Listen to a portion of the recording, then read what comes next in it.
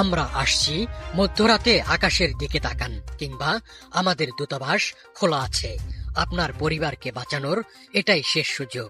এমন সব ভয়ঙ্কর বার্তা সম্বলিত এসএমএস ঘুম হারাম করে দিয়েছে ইসরায়েলিদের।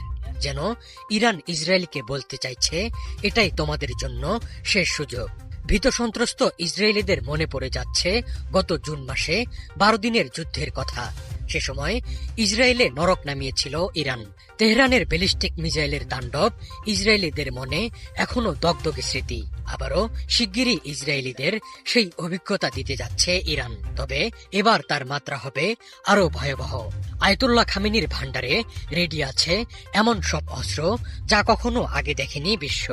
ইরান ইসরায়েল সম্ভাব্য সামরিক সংঘাতের আগে শুরু হয়েছে মনস্তাত্ত্বিক যুদ্ধ।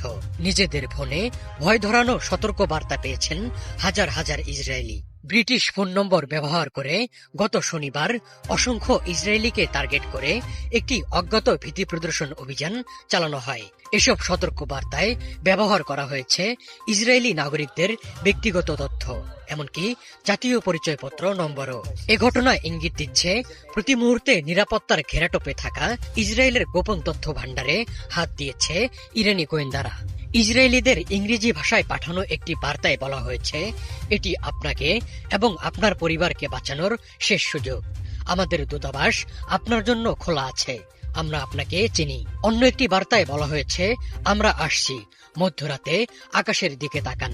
এমন বার্তা ইসরায়েলিদের গত বছরের জুন মাসের যুদ্ধের সময় ইসরায়েলের আকাশে আধিপত্য দেখানো ইরানি ব্যালিস্টিক মিসাইলের কথা মনে করিয়ে দিয়েছে।